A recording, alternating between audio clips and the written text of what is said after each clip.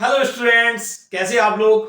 तो स्टार्ट करते हैं पीडी बाई जीडी फिजिक्स दीवाने, आपका प्यारा सा चैनल। और आज का जो टॉपिक है बच्चों, क्लास 12 फिजिक्स चैप्टर नंबर 1 से लिया गया है। और कोशिश करते हैं आज चैप्टर नंबर 1 का मैक्सिमम पार्ट हम लोग फिनिश करें। ठीक है, तो स्टार्ट करते हैं इलेक्ट्रोस्टैटिक 1। एंड जो टॉपिक आज हम लोग डिस्कस करेंगे आपसे, उन टॉपिक्स को एक बार देख लेते हैं कौन कौन से टॉपिक है। ठीक है, तो टॉपिक्स हैं हमारे। नंबर 1 टॉपिक हम लोग डिस्कस करने जा रहे हैं आपसे fractional electricity. Then second topic में हम लोग इलेक्ट्रिक चार्जेस के बारे में पढ़ेंगे। थर्ड टॉपिक बहुत इंपॉर्टेंट है, कूलम्ब्स लॉ। मैक्सिमम एग्जाम के अंदर इसके ऊपर एक न्यूमेरिकल आता है, Coulomb's law in vector form. Then unit of charges. उसके बाद हम लोग रिलेटिव परमिटिविटी और डायलेक्ट्रिक कांस्टेंट पढ़ेंगे। And continuous charge distribution system. There are 3 types of charge densities, linear charge density, surface charge density and volume charge density. Okay, तो ये सब हम लोग आज डिस्कस करेंगे आपसे। तो स्टार्ट करते हैं। द फर्स्ट टॉपिक इज, ठीक है, the first topic is frictional electricity. तो क्या होता है फ्रिक्शनल इलेक्ट्रिसिटी, उसके बारे में थोड़ा सा मैं आपको डिटेल में यहां बताना चाहता हूं। Basically frictional electricity is the electricity produced by rubbing two suitable bodies and transfer of electrons from one body to another body. Okay, तो जब दो बॉडीज को, लाइक एक ग्लास रोड है और एक सिल्क क्लॉथ है, ओके, उन दोनों को जब हम लोग क्या करते हैं, रब करते हैं, रबिंग कर रहे हैं, ठीक है ना। ग्लास रोड, सपोज करो दिस इज ग्लास रोड और एक सिल्क क्लॉथ है, उन दोनों को हम क्या कर रहे हैं बच्चों, रब कर रहे हैं। रबिंग करने पे क्या होता है कि electrons in the glass are loosely bound, because glass rod में जो इलेक्ट्रॉन्स हैं ये लूजली बाउंड होते हैं।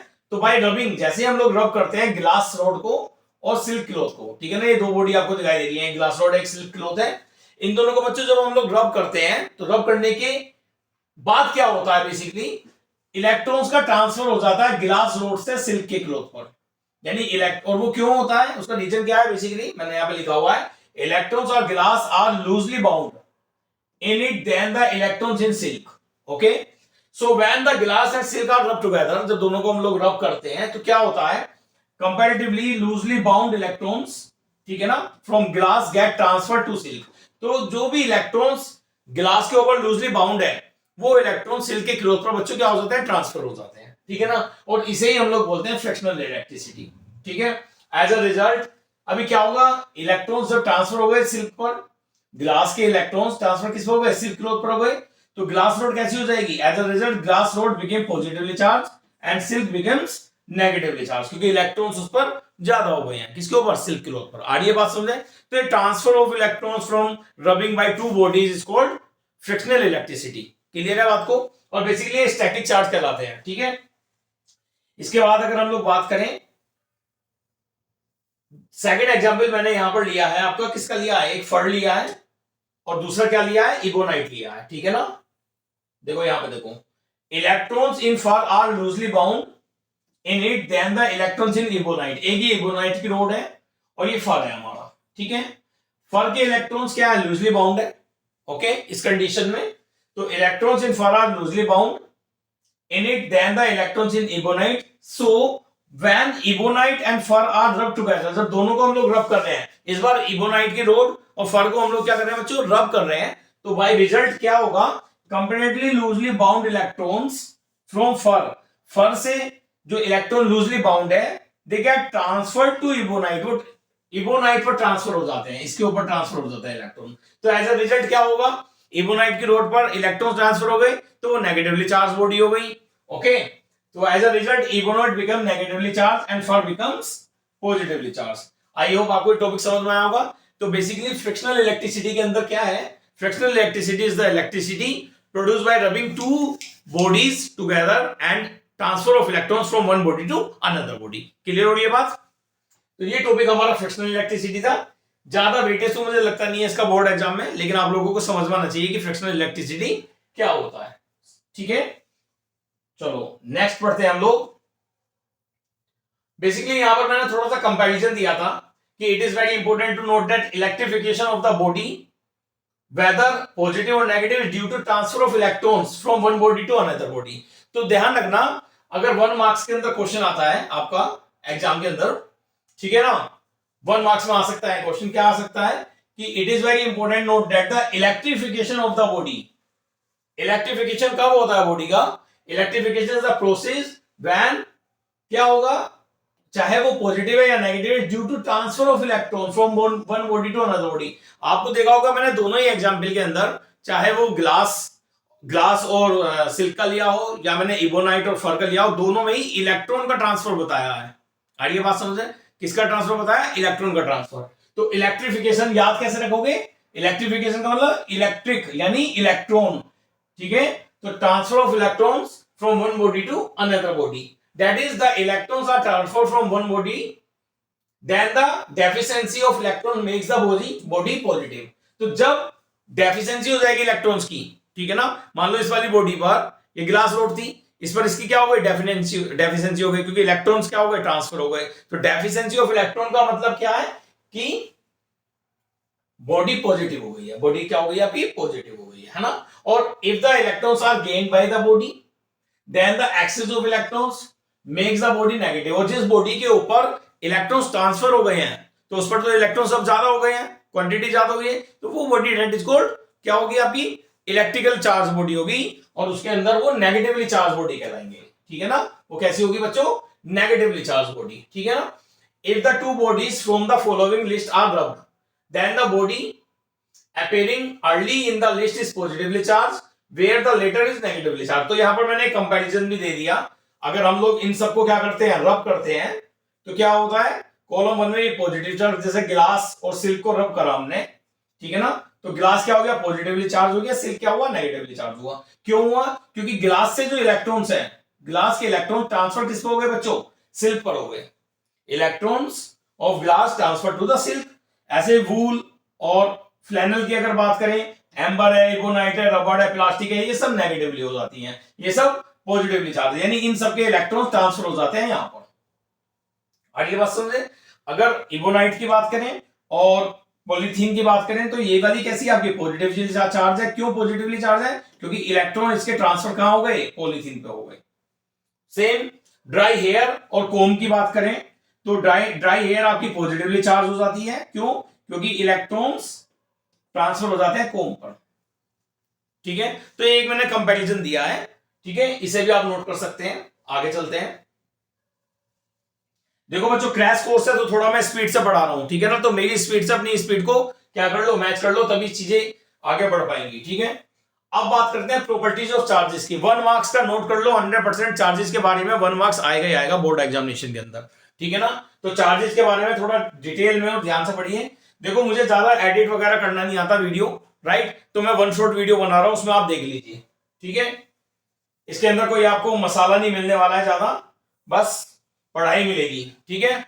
चलो अब चार्जेस के बारे में पढ़ते हैं। किसके बारे में पढ़ते हैं? चार्जेस के बारे में। There exist only two types of charges, namely positive and negatively charged. There are two types of charge, एक पॉजिटिव चार्ज होता है, एक नेगेटिव चार्ज होता है, आपको पता ही है। दूसरी प्रॉपर्टी क्या है? Like charges repel and unlike charges attract each other. तो लाइक चार्जेस क्या करते हैं बच्चों? लाइक चार्जेस रिपेल करते हैं, positive positive repel, negative negative repel, positive negative attract. Okay, clear है बात? तो like charges repel and unlike charges attract each other. Third property आपकी क्या है? Charge is a scalar quantity. Charge क्या है बच्चों? स्केलर क्वांटिटी है। फोर्थ प्रॉपर्टी क्या है? Charge is a additive in nature. Charge का जो नेचर है वो एडिटिव, यानी एडिटिविटी एक प्रॉपर्टी है, एडिटिविटी, ठीक है ना, तो एडिटिव इन नेचर है। चार्ज इज क्वांटाइज, सबसे ज्यादा इंपॉर्टेंट पॉइंट है, चार्ज इज क्वांटाइज का मतलब Q is equal to plus minus any, ठीक है ना। तो इसका मतलब क्या है कि electric charge exist in discrete packet rather than the continuous amount. Like example, it can be expressed in integral multiples of fundamental electronic charge, that is Q is equal to plus minus any where n is equal to 1 2 3।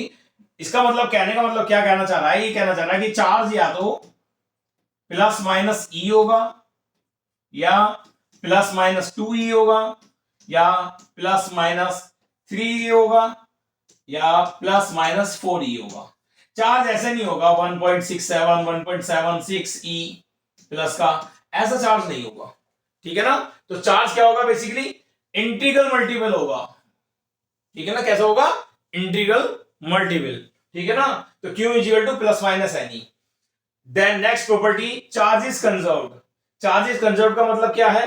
बड़ा ही अच्छा example है कि जितने electrons glass rod ने transfer कर दिया silk cloth के ऊपर, उतने ही उसके पास पॉजिटिवली चार्ज है। यानी कहने का मतलब एक आइसोलेटेड सिस्टम के लिए चार्जेस रिमेन कंजर्व। ठीक है ना? कैसे? The algebraic sum of the positive and negative charge in an isolated system remains constant। ठीक है, ये ध्यान रखना बात। The algebraic sum of the positive and negative charge in an isolated system remains constant। एक एग्जाम्पल हमने यहां पर डाला है, क्या डाला है? When a glass rod is rubbed with silk, वही जो अभी मैंने इलेक्ट्रिफिकेशन में दिखाया था आपको। When a glass rod is rubbed with silk, negatively charged appears on the silk and equal amount of positively charged appears on the glass rod. So the net charge on the glass silk system remains zero before and after rubbing।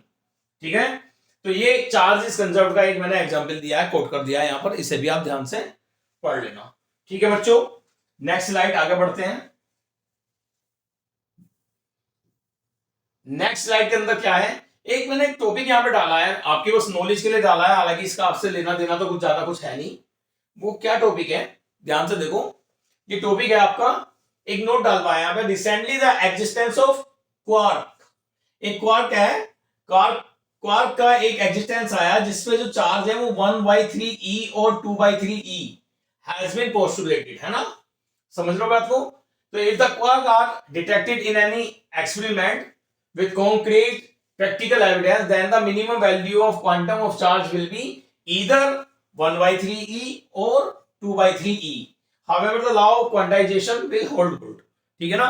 तो या थोड़ा सा मैंने इसके बारे में बताया, थोड़ा बता दिया आपको कि चार्ज के बारे में, क्वार्ट्स ऑफ चार्ज है 1/3e और 2/3b आ चुका है, थोड़ा सा, है ना? इसके बारे में ध्यान रखना। Now the students most important rule, low, the Coulomb's law. Okay, तो इसके बारे में हम लोग अब डिस्कस करने जा रहे हैं, जरा ध्यान से देखिएगा। तो क्या होता है Coulomb's law? Basically force between 2 point electric charges. Okay, force between 2 point electric charges. तो देखते हैं क्या होता है। In Coulomb's law there are 2 point charges, one is q1 another is q2 and the distance between them is r। उनके बीच की distance कितनी है बच्चों? r है। तो इनके बीच में एक फोर्स ऑफ अट्रैक्शन और रिपल्सन काम करता है। The force of attraction and repulsion depend on the nature of charges। आ रही है बात समझे? यानी if there are 2 point charges, one may be positive, second may be negative, one may be negative, second may be positive, और both negative और both positive, कैसा भी हो सकता है नेचर ऑफ चार्ज। तो उनके बीच में एक फोर्स ऑफ अट्रैक्शन और रिपल्सन लगेगा, डिपेंड करता है नेचर ऑफ चार्ज के ऊपर। चार्जेस की प्रॉपर्टी में ऑलरेडी मैं आपको बता चुका हूं, सिमिलर चार्ज क्या करते हैं? Repel, and opposite charge attract each other. Okay, तो डिपेंड करता है नेचर ऑफ चार्ज पे। तो क्या होता है Coulomb's law, Coulomb force? The electrostatic force of interaction, attraction और repulsion between 2 point charges is directly proportional to the product of the charges and inversely proportional to the square of the distance between them and acts along the line of joining the two charges। okay, so force is directly proportional q1 q2 and inversely proportional 1/r square। Okay, समझ आ गई बात? जब दोनों को मैं combine करूंगा तो F directly proportional कितना हो जाएगा? q1 q2 upon r square. और जब तक बच्चों फिजिक्स पढ़ोगे आप लाइफ में, तो एक रूल याद रखना, जब भी आप कभी ये प्रोपोर्शनलिटी साइन को रिमूव करते हैं, इस प्रोपोर्शनलिटी साइन को आप रिमूव करते हैं, तो आप एक इक्वल लेंगे और एक कांस्टेंट लेंगे। ठीक है ना? यहां पर जो हम लोग कांस्टेंट ले रहे हैं दैट इज k। क्या कांस्टेंट लिया है यहां पर? k कांस्टेंट लिया है। k क्या है? वे k is the positive constant of proportionality called electrostatic force constant और कूलम कांस्टेंट। k को क्या कहते हैं हम? इलेक्ट्रोस्टैटिक फोर्स कांस्टेंट और कूलम कांस्टेंट कहते हैं। ठीक है, और इस k की वैल्यू कितनी होती है बच्चों?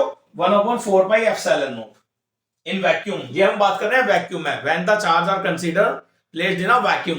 तो वैक्यूम की बात कर रहे हैं। In vacuum k is equal to 1/4 pi epsilon naught, where epsilon naught is the permittivity of free space. ये आपने पढ़ा होगा।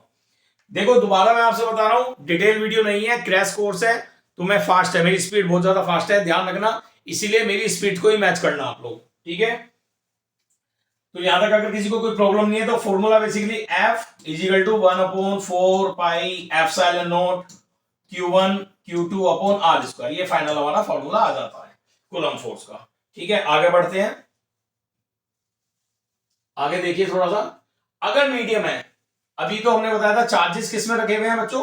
वैक्यूम के अंदर रखे हुए हैं। अब अगर हम लोग बात करें मीडियम की बात करते हैं, इन मीडियम के की वैल्यू होगी 1/4 पाई एप्सिलॉन।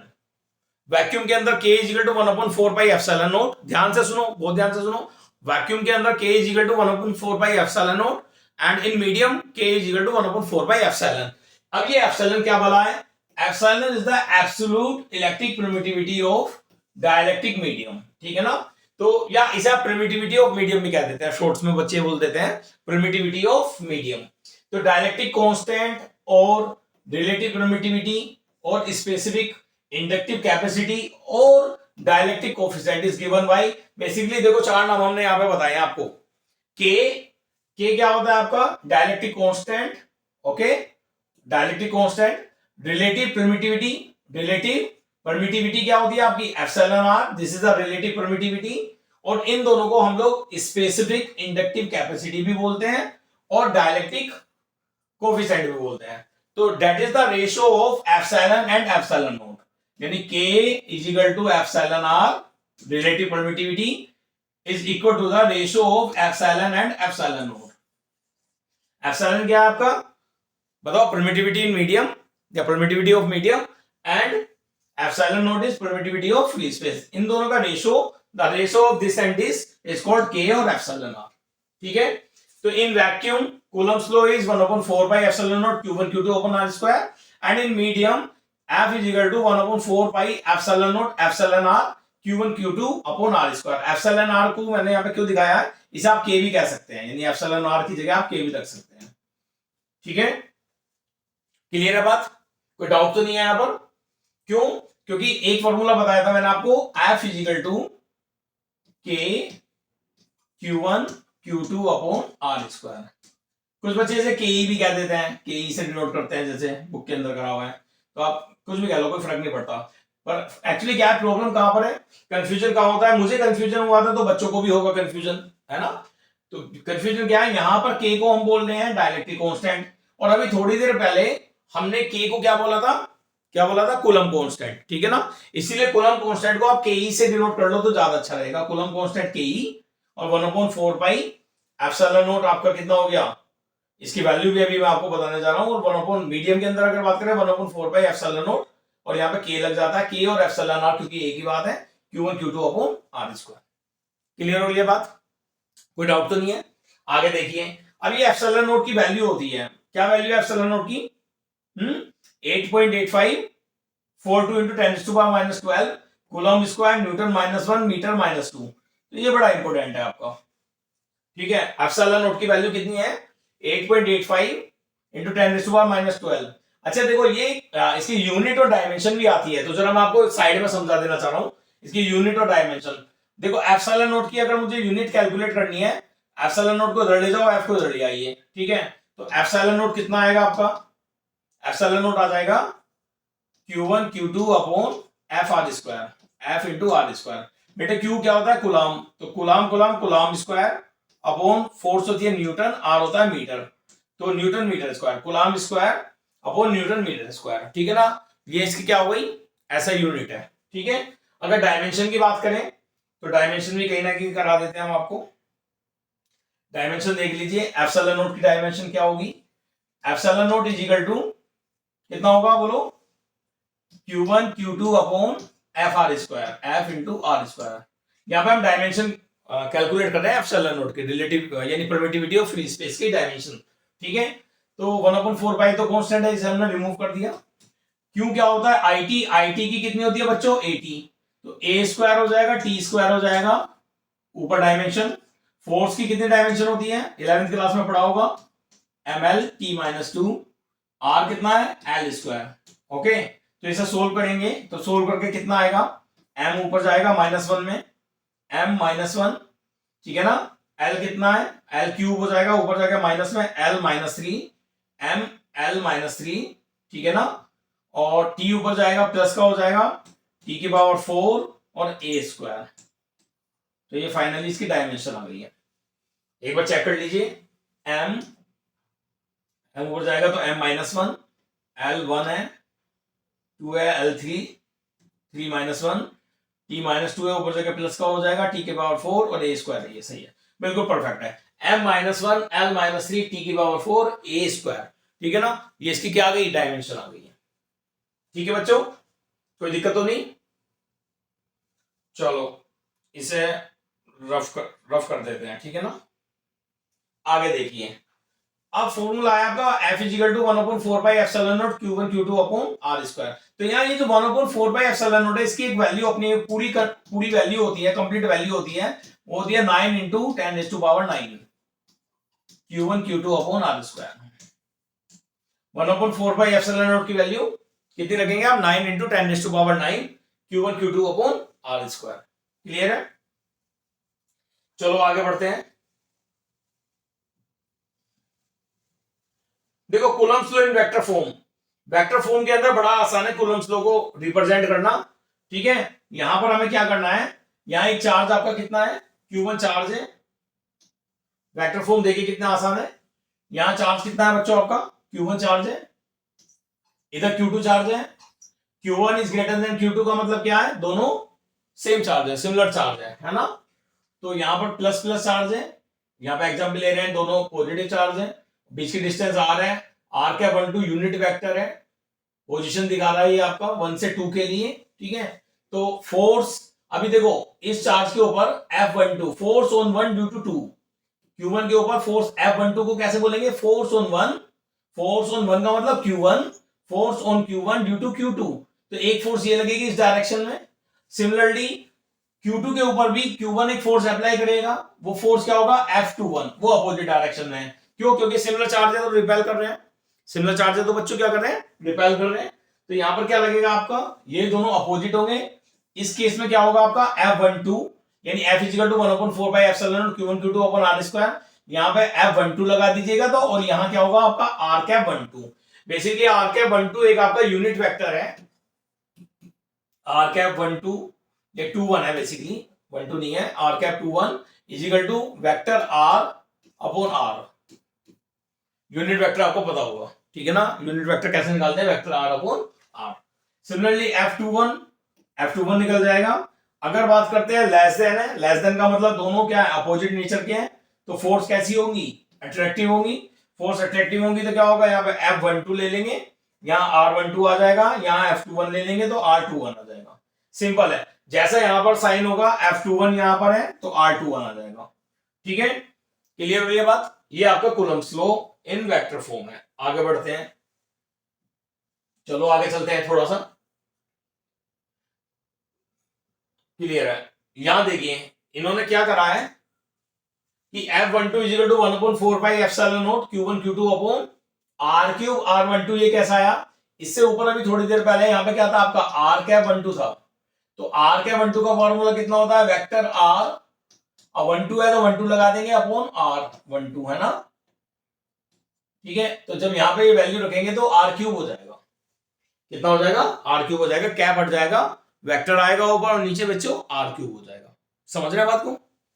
तो ये बेसिकली आपका कूलम्ब्स लॉ था यहां तक का। उसके बाद में हम लोग यूनिट ऑफ चार्जेस पढ़ेंगे, पढ़ते हैं यहीं पे पढ़ते हैं यूनिट ऑफ चार्जेस क्या क्या है। देखिए जरा, unit of charges, in SI system the unit of charge is coulomb. ठीक है ना, कूलम क्लियर हो गया, एसआई यानी SI unit is coulomb. And अगर बात करें हम लोग किसकी बात करें, सीजीएस इलेक्ट्रोस्टैटिक सिस्टम की बात करें, सीजीएस सिस्टम की बात करें, तो unit of charge is state coulomb और ईएसयू ऑफ चार्ज, याद रखना स्टेट कूलम होती है। ठीक है ना, सीजीएस सिस्टम में यूनिट ऑफ चार्ज क्या होती है, स्टेट कूलम, राइट। तो इन CGS electronic system, electrostatic system, K is equal to 1/K, K is the dielectric constant, तो F इजिकल टू, अगर वैक्यूम की बात करें तो K 1 होता है, F is equal to Q1 Q2 upon R square. और अगर Q1 Q2 इक्वल है, Q के इक्वल ले लेते हैं, R इजिकल टू 1 ले लेते हैं, तो F इजिकल टू 1 डाइन। आपको पता है ना सीजीएस सिस्टम में फोर्स की यूनिट कितना होता है, डाइन होती है। Then Q is equal to plus minus 1 stat coulomb. ठीक है, ये थोड़ा सा मैंने बताया इसके बारे में। बेसिकली चार्ज की दो यूनिट है, एक कूलम है, ऐसा यूनिट कूलम, और सीजीएस यूनिट है आपकी स्टेट कूलम, याद रखिएगा आप लोग बात को। ठीक है, आगे चलते हैं। अभी थोड़ा सा यहां पर हमने बता दिया है, और भी यूनिट्स बता दिए हैं, एबीसी वगैरह, ये ज्यादा आपके डिस्कशन के लिए नहीं है। तो बेसिकली नेक्स्ट टॉपिक पे चलते हैं। Relative permittivity, dielectric constant, specific inductive capacity और डायलेक्ट्रिक कोफिशिएंट। ठीक है ना, ये चारों बातें एक ही हैं। That is K is equal to epsilon R is equal to epsilon upon epsilon naught. ठीक है ना, it is the ratio of absolute permittivity of free space to the medium. ठीक है ना, एप्सिलॉन अपॉन एप्सिलॉन नॉट, ये formula हो गया आपका। सिमिलरली अगर फोर्स की टर्म्स में फॉर्मूला आपको देखना है तो फोर्स वैक्यूम में और फोर्स मीडियम में, इन दोनों का रेशियो किसके इक्वल होगा? K is equal to epsilon R K equal होगा। ठीक है स्टूडेंट्स,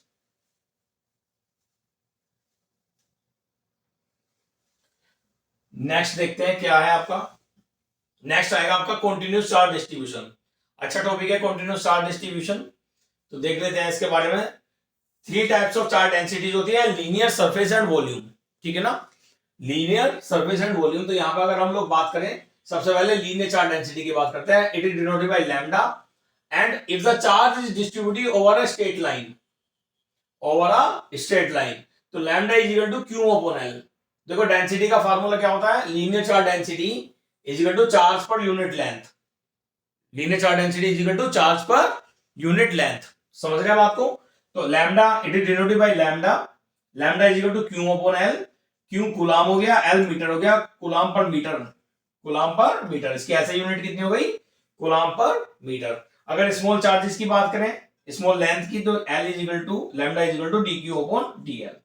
ठीक है, और यहां से अगर आपको टोटल चार्ज निकालना है, इस लाइन के ऊपर कितना चार्ज आप पे डिस्ट्रीब्यूटेड है, तो चार्ज क्या होगा? D Q is equal to lambda D L. इससे पहले वाला स्टेप, इससे ऊपर वाला step, D Q is equal to lambda D L. ठीक है ना, इंटीग्रेशन करेंगे तो क्यों आ जाएगा यहाँ पर? Integration of lambda D L. इस तरह से आप चार्ज भी कैलकुलेट कर सकते हैं। ठीक है, that is called linear charge density. Okay, now the next topic is surface charge density. बात करते हैं बच्चों किसकी? सरफेस चार्ज डेंसिटी की बात करते हैं। तो जैसे लीनियर चार्ज डेंसिटी है, charge is distributed over the length, similarly charge, surface charge density is the charge per unit area. Okay, यानी if the charge is distributed over the surface area then the distribution is called surface charge distribution. अगर charge किसी area में distribute है, charge कहां distribute है? किसी area के अंदर, सरफेस एरिया के अंदर डिस्ट्रीब्यूट है, तब क्या होगा आपका? Surface charge density denoted by sigma. इसे सिग्मा से डिनोट करते हैं। Sigma is equal to Q upon S, Q upon area, S का मतलब सरफेस एरिया। आगे बात सुने। इसी तरह से स्मॉल टर्म की अगर बात करें तो D Q upon D S हो जाएगा और चार्ज आपका सिग्मा डी एस हो जाएगा। ठीक है बच्चों, यहीं पर ही हम लोग वॉल्यूम चार्ज डेंसिटी भी डिस्कस कर सकते हैं। वॉल्यूम चार्ज डेंसिटी नाम से पता चल रहा है, if the charge is distributed over a volume. अगर चार्ज वॉल्यूम में डिस्ट्रीब्यूटेड है, वॉल्यूम चार्ज डेंसिटी है, और चार्ज एरिया या सरफेस एरिया में डिस्ट्रीब्यूटेड है तो सरफेस चार्ज डेंसिटी है। ठीक है ना, इसे रो से डिनोट करते हैं। Rho is equal to Q by कितना हो जाएगा? वी हो जाएगा। क्यू बाई कितना हो जाएगा बच्चों? वी। तो rho is equal to D Q upon D V हो जाएगा। ठीक है, ये डी वी है। ठीक है बच्चों, ये वॉल्यूम है आपका, डी वी है। क्लियर है? तो ये वॉल्यूम चार्ज डेंसिटी था। ठीक है, आगे देखते हैं। वैसे अगर जब हमने स्टार्ट करा था तो आज के लिए टॉपिक हमने क्या डाला था? इतने ही टॉपिक्स डाले थे। ठीक है, तो अभी और स्टार्ट करते हैं सेकंड पार्ट। अभी थोड़ी देर में मैं आपको स्टार्ट कराता हूं।